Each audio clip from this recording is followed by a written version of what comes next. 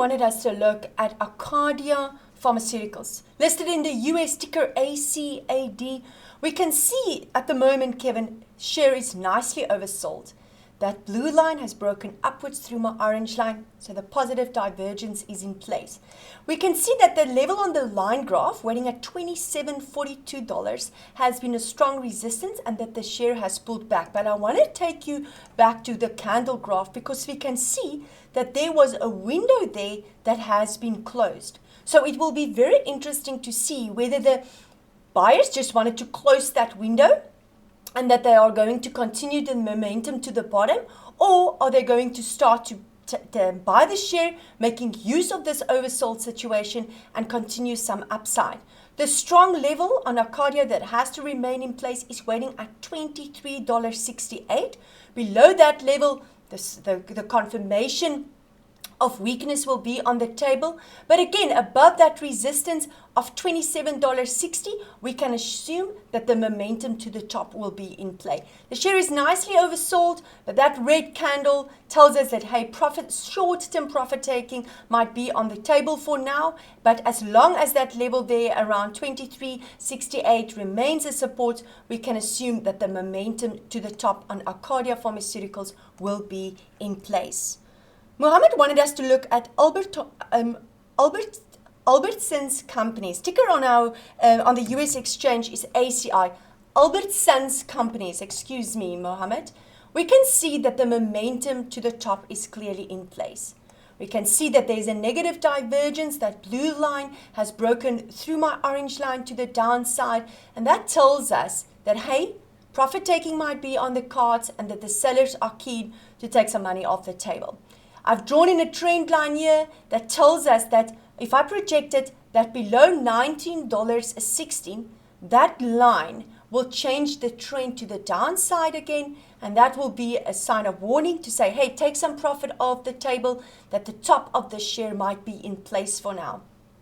Again, on a line graph above $20.40, above that level, we can assume that the momentum to the top will be in place. I mean, it's a fairly newly listed share. We can see it had a massive rally, so maybe now you can consider taking some profit. Another question is, Christelle, do I do it on an intraday level? Do I wait for a close? The textbooks, Mohammed, says that yes, because this is a weekly graph, that you will have to wait for a Friday close.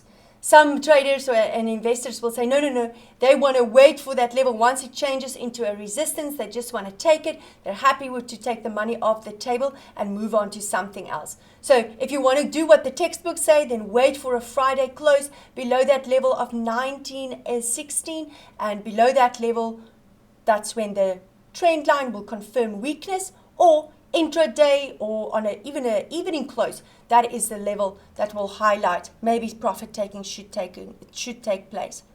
Cabot Corporation was chosen by Levi to be discussed, and the ticker of that share is CBT. Listed on the New York Stock Exchange, we can see another share that had a massive rally. And I want to go back to candles because we can see for the last 2 weeks, this belt hold line candle from the week of the 7th of June tells us that the sellers were clearly stronger. They've managed to take profits off the table, and that the buyer does not get an opportunity to even try to protect the share. Also very important, my stochastic has broken downwards. My blue line has confirmed the divergence through my orange line. So now the probability of the instrument to retrace even lower is there. Strong support levels is obviously waiting there at 57.44 and at 55.40. Only when Cabot Corporation can start to consolidate above 65.14 again can I assume that the momentum to the top will continue. The share had a massive rally. If we can look back at the history, we can see that there was a beautiful cup and handle formation that confirmed optimism for the share. And once that neckline changed into a support, the full target of the share of that formation was reached. But now it might be time to take some profits off the table, wait for a decent pullback, wait for the share to become oversold again, and then you can accumulate again. Richard wanted us to look at CDK Global, also listed on the NASDAQ, ticker CDK. One Our stochastic is broken downwards. I mean, it was in overbought levels. It tried here in mid-zone at around a 60 to turn upwards again. The glue line, the buyers, the K line was just not strong enough, and it broke downwards. And that tells us that the selling pressure is fierce and that they are really trying to pull this share lower. My 40-week moving average is a strong support. That is waiting at $50.40. But we can see here that there is a possible cup and handle formation. And a cup and handle is a positive formation. And I need to get at a decent place for the handle. So this might be a little bit of a skew line at the moment, because I need touching points on my handle to confirm that it is a decent handle in place. So at the moment, the confirmation of my cup and handle will be there above $55.07. Above that level, my cup and handle will be confirmed. But below the low of the handle, waiting at $48.76, the optimism around CDK Global, around this cup and handle formation, will be off the table again. Conservative target, obviously the length of the handle projected upwards from the neckline where the formation will be confirmed, meaning $61.62. And I mean, you can just imagine how high it can go if I take the full length of the cup and I project that upwards. Beautiful graph, but the stochastic is warning us at the moment, Richard, that maybe taking some money off the table, bang some profit, because that stochastic is warning. Your critical level is the 40-week moving average, $50.40. Jeff wanted us to look at Medpace Holdings. Listed in the US, Medpace Holdings. And we can see that Medpace, I mean, maybe I must just spell it correctly, space. Now I can't find it. Medpace, not Medspace. Jeff Medpace, ticker MEDP, listed on the NASDAQ. Beautiful momentum to the top. I mean, this gap there continued to support the share to higher levels. If I look at a line graph, we can see it pulled back, found support there at $164.83 and bounced again. And now the big test, Jeff, will be that resistance waiting at $191.29.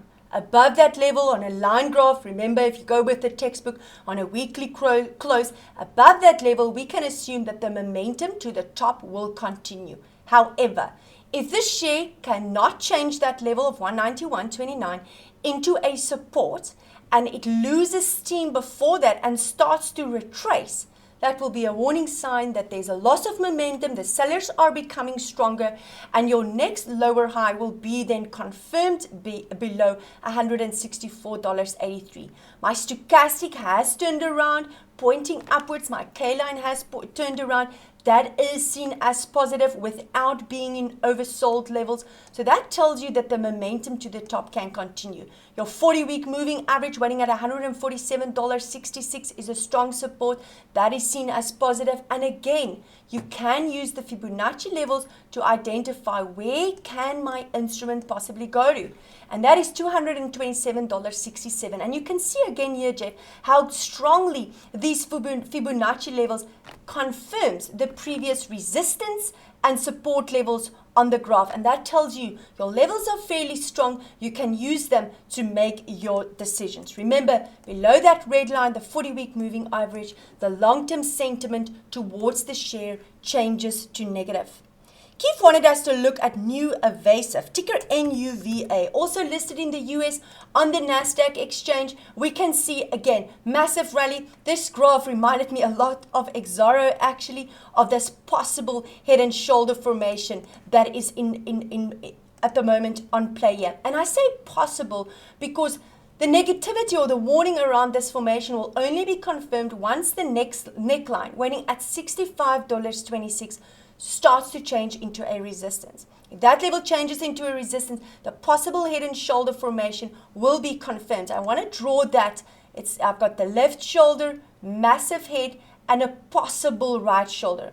And hey, if that support of my left shoulder starts to change into a support, or the resistance of the left shoulder starts to change into a support, and it continues to go higher, the momentum to the top will be in place, and we can say, hey, the warning is off the table, and that is waiting at $67.49. And then obviously your previous resistance levels, $70.78 and $71.45, is critical levels that need to be tested and has to change into a support to assume that the share can go back to these previous highs of $79.29. As I've said, below the neckline, we can see lower levels. My 40-week moving average is a support, but the length of that head will take the share back to that $58.29 level on my 40-week moving average. Both my lines in my stochastic is pointing downwards. The blue line, the K line, as well as the D line, my orange line. It tells me loss of momentum, the sellers are stronger, and the possibility and the probability is there that the instrument can continue to retrace and pull back. However, we can see last week's candle has got a long tail at the bottom, and I might have to move my lines now if I look at a candle graph, because then I can use the shadows or the wicks of my candle to identify strong support levels of that neckline of the head and shoulder. And we can see last week's candle has got a long tail at the bottom, which tells us the buyers bought the dips and they managed to protect the share from the low at $62.85 all the way up to close it at $65.25. And that is seen as positive. Will they remain stronger? That we must wait and see. But the neckline is a critical level that you have to keep an eye on, Keith, and make sure that that level does not change into a resistance, because then the warning of that formation will be confirmed and on the table. Don't forget to send through your request for next week's show. Have a fantastic week. Take care.